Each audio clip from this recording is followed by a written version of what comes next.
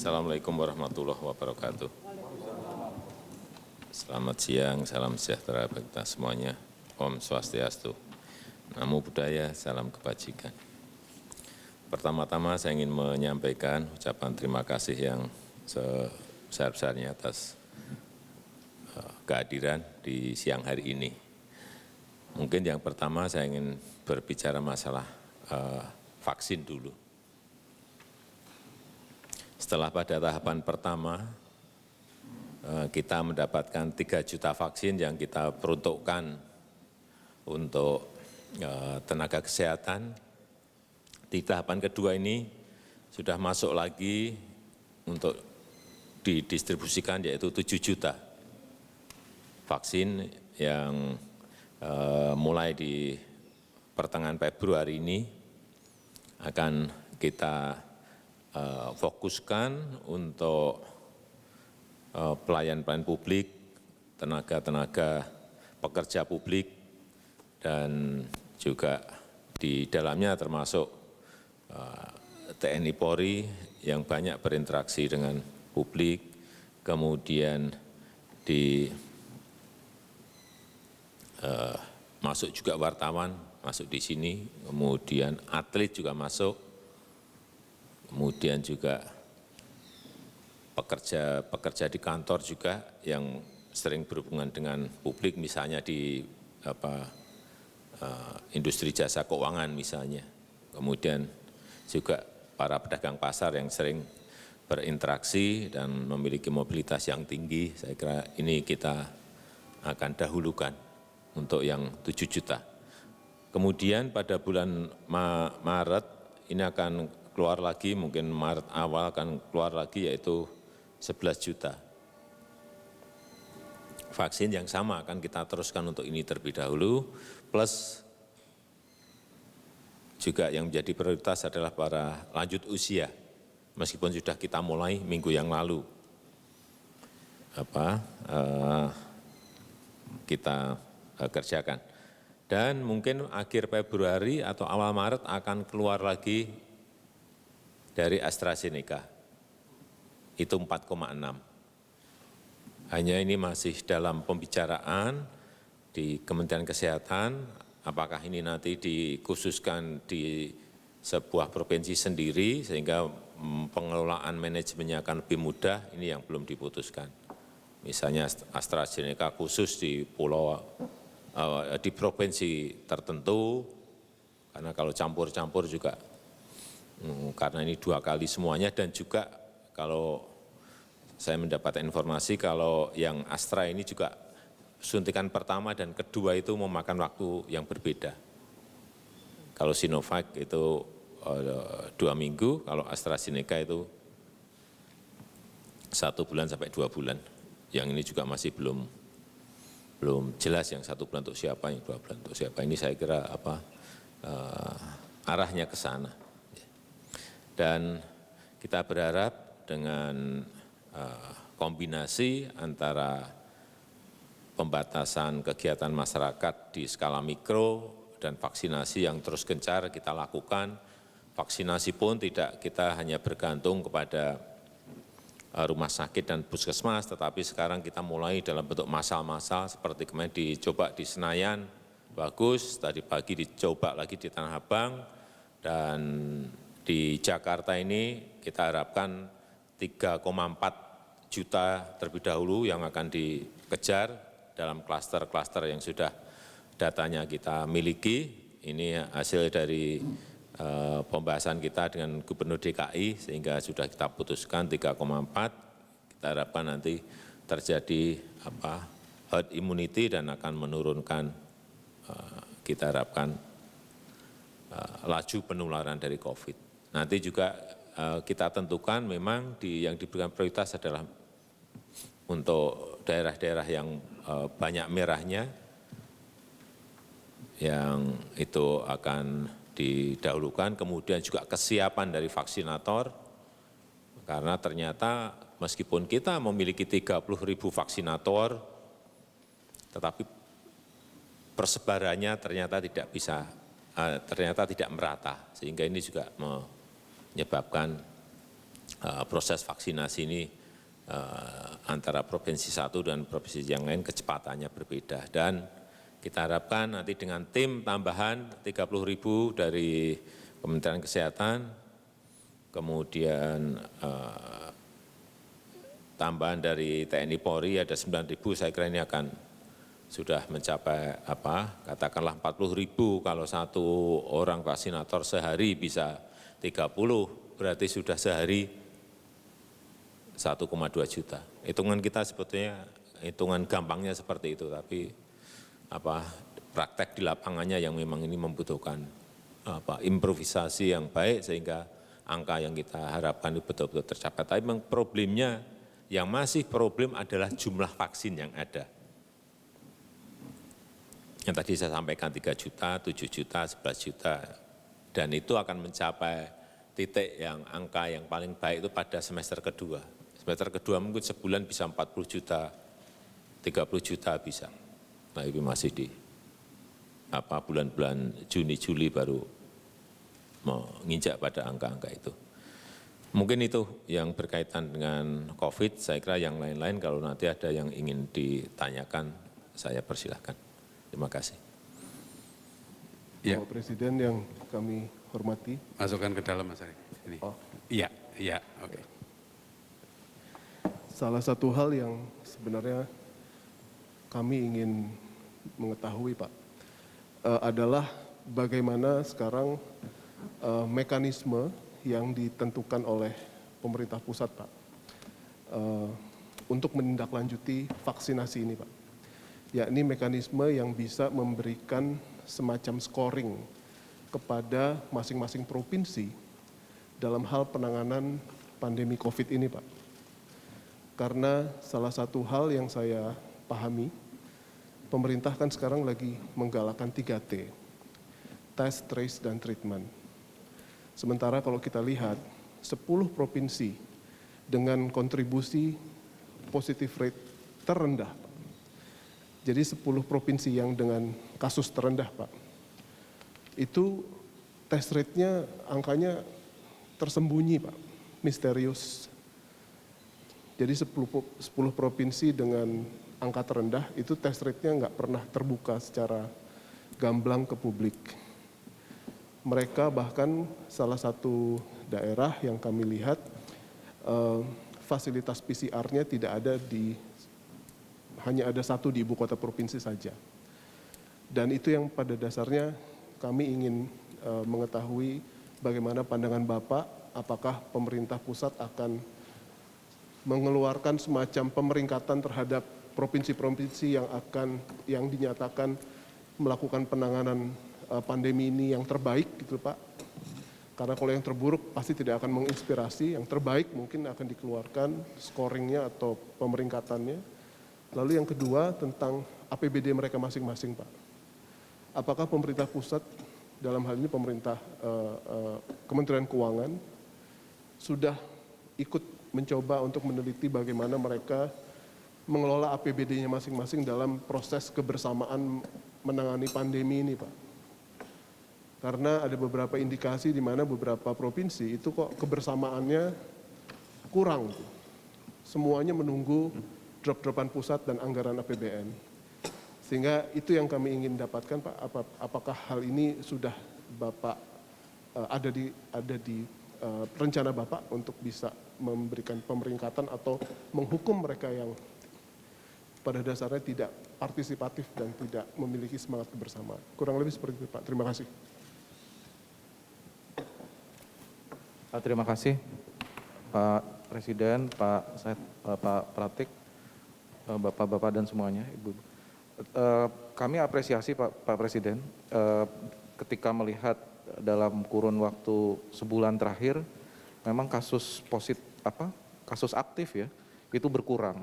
Kami sempat takut sebetulnya jangan-jangan ini terus naik terus begitu, tetapi ternyata ada penurunan yang cukup signifikan meskipun kurva secara keseluruhan belum menurun begitu.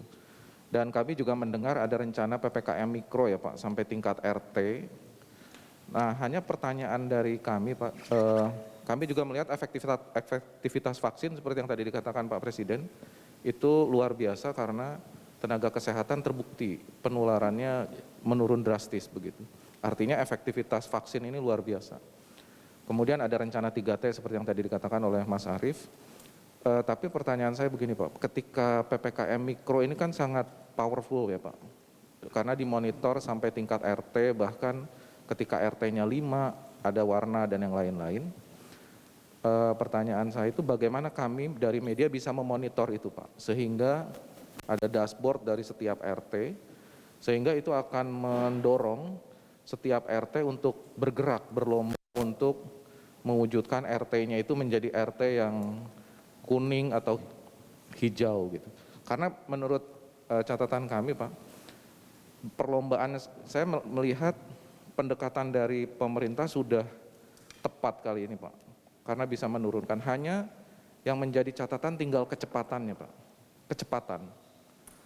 Karena kita berlomba dengan kecepatan virus menularkan itu begitu. Jadi ketika pendekatan PPKM sudah efektif tetapi bisa cepat, kelihatannya mungkin kita bisa menurunkan secara drastis terkait dengan infeksi COVID ini. Mungkin dari saya itu aja Pak, makasih.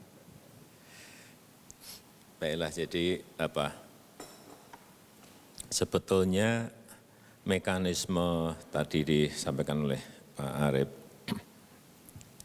mekanisme provinsi, kabupaten maupun kota itu memang ada kategori-kategorinya, sudah ada.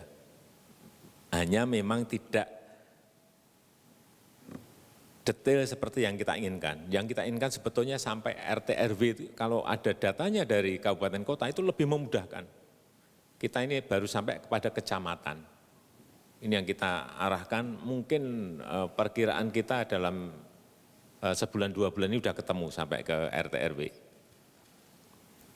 Dan dari scoring per provinsi itulah kemarin saya panggil 55. Ranking paling atas saya panggil duluan. Nih, provinsimu ada kasus aktif seperti ini, angka kesembuhan seperti ini, angka kematian seperti ini. Mestinya harus dilakukan ini, biar kita memiliki pandangan yang sama. Jadi pemeringkatan itu ada. Saya sudah panggil gubernur yang pertama paling atas, kemudian gubernur yang kedua, ini nanti minggu ini gubernur yang ketiga. Karena memang strategi vaksinasi ini berhubungan erat sekali dengan pemeringkatan ini. Mana yang akan kita kepung terlebih dahulu untuk mencapai herd immunity. Sehingga sekali lagi pemeringkatan itu memang penting sekali buat kita untuk melakukan terutama yang berkaitan dengan testing. Testing ini juga tidak, ya kita ngomong apa adanya, tidak bisa merata. Kayak DKI ini sudah 12 kali dari standar WHO. Yang lain ya sudah, yang standar sudah banyak juga, tapi yang belum juga banyak juga.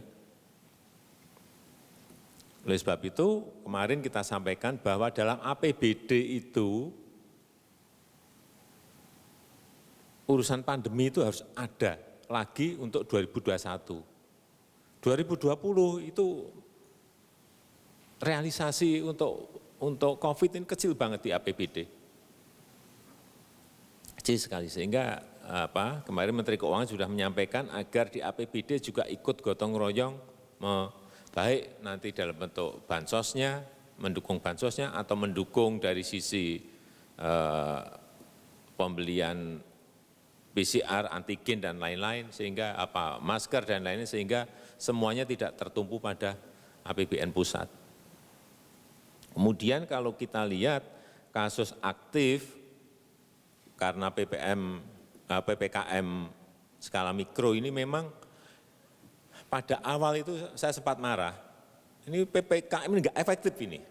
Angkanya ini saya tunjukkan. Yang turun baru 2 provinsi, yang lain enggak ada yang turun sama sekali. Karena memang kita data dan ininya komplit banget. Kenaikan kurvanya seperti apa, saya tunjukkan semuanya.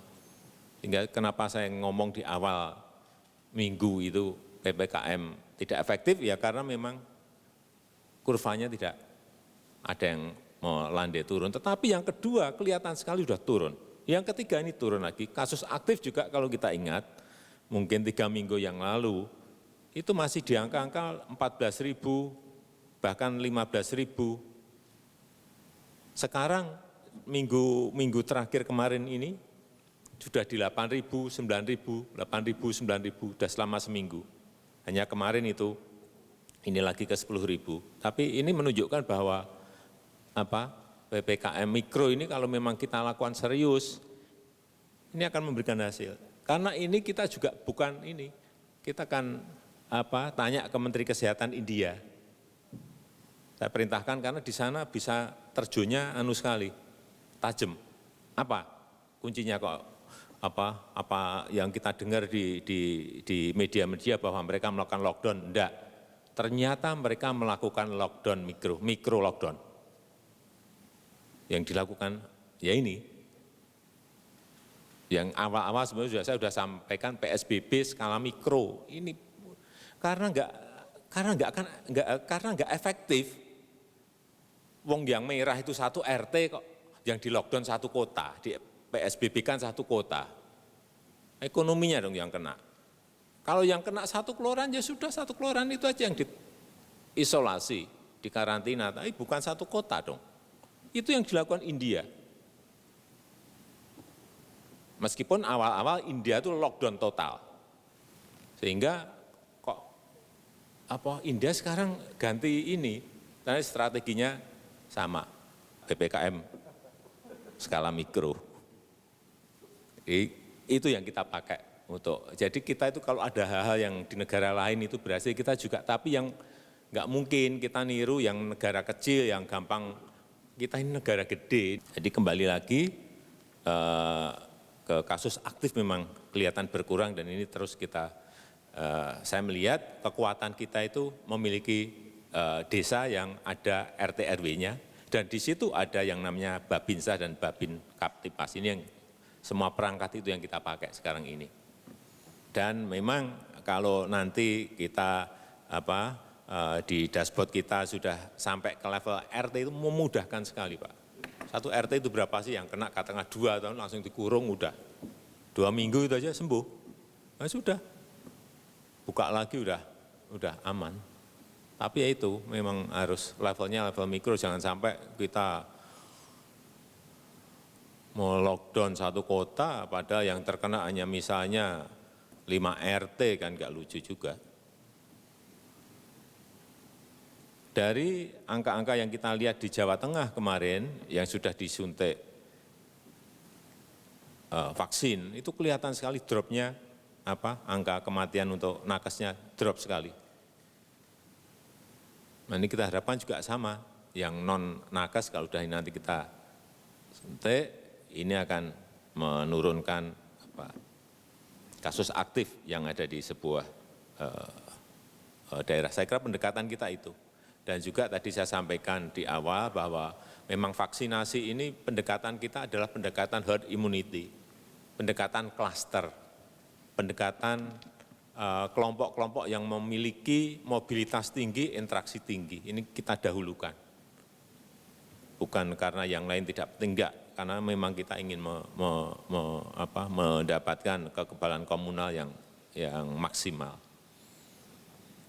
Kemudian mengenai distribusi vaksin, saya kira kalau yang pertama dulu memang kita ratakan dari Sabang sampai Merauke, ini pun juga akan tetap kita ratakan dulu, saya enggak tahu persentasenya nanti Menteri Kesehatan, tetap semua provinsi diberi semuanya, tetapi yang kita berikan skala prioritas dan apakah kita nanti akan mendapatkan vaksin semuanya? Ya, karena hitungan kita terakhir kemarin 182 juta yang harus kita vaksin itu memerlukan vaksin kurang lebih 426 juta.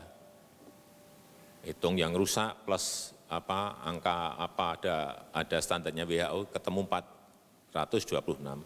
426 kita mendapatkan komitmen, tapi sekali lagi ini baru komitmen yang terus akan kita kejar agar segera bisa kita ambil barangnya. Jadi karena rebutan 215 negara juga bukan sesuatu yang gampang. Kadang saya harus telepon presidennya, ya saya telepon pemegang otoritas untuk kesehatan. Tadi pagi saya mendapatkan kabar bahwa 4,6 juta dari AstraZeneca akan datang di akhir bulan atau awal bulan depan ini. Kemudian mengenai testing. Testing itu kalau menurut standar WHO untuk Indonesia ini 38.000 cukup. 38.000. Sehingga kadang-kadang kita mencapai 70, 60, kadang juga 40, itu sebetulnya standarnya 38.000 hitungan dari WHO. Jadi jangan didorong-dorong terus, enggak apa-apa sebetulnya kita mengejar tinggi enggak apa-apa, tetapi rata, jangan sampai hanya di DKI saja. Mestinya semua provinsi itu standarnya standar WHO ketemu sudah, itu yang terus konsisten kita lakukan. Yang paling penting tepat sasaran. Nah ini kita ini testingnya tidak seperti itu. Ada satu orang yang dites misalnya sampai 10 kali karena sering harus ketemu saya. Nah, itu dites terus. Yang sebetulnya bukan itu. Tes itu yang kira-kira yang memang sasaran betul. Kemudian yang di tracing kita ini juga di lapangan belum baik. Karena tracer yang benar kita baru memiliki 5.000, padahal standar kita yang benar minimal itu 50.000. Ini yang kurang-kurang seperti ini yang ini kita kejar terus. Sehingga kemarin kita sudah pelatihan untuk tracer dari Polri dan TNI untuk mempercepat saja. Ya kalau yang tracer yang ada juga banyak, tapi yang standar tracer betul itu angka yang tadi saya sampaikan. Ada mungkin lebih dari 100.000 yang tracer itu mungkin juga sudah lebih dari, tapi itu bukan kadang-kadang kan, yang di tracing itu sebetulnya kan, yang kontak minimal 15 sampai 30 yang dikejar itu.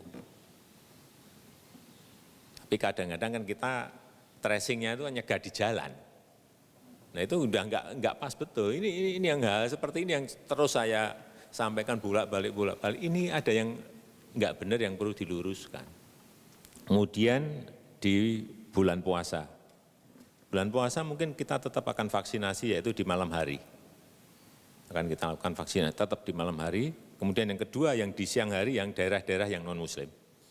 Akan kita lakukan tetap di bulan puasa. Dan mengenai mudik ini masih dibicarakan dengan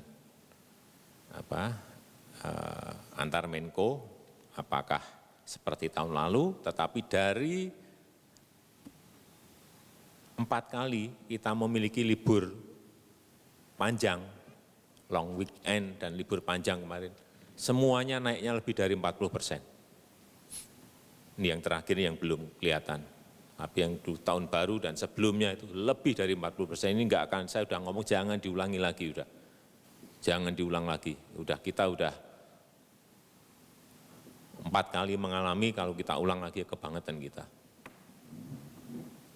Hanya modelnya seperti apa itu yang belum bisa kita sampaikan mengenai mudik. Yang berkaitan tadi dengan sosialisasi, ya betul memang, ini memang vaksin ini sosialisasi kita memang hanya menjelaskan vaksin itu aman. Vaksin itu halal. Ternyata dari yang kita lakukan ke pedagang pasar, 10 pedagang yang kita tanya, yang mau divaksin hanya 3. Yang 7 enggak mau. Tapi saya lihat tadi, waktu di Tanah Abang, semuanya berbondong-bondong. Karena begitu yang 1 berani, yang 2 berani, yang 3 berani, yang lain ngikuti. Ini yang bagus di situ. Tadi saya lihat, dan waktu saya masuk juga bersorak-sorak karena senang, karena senang divaksin dan karena senang mungkin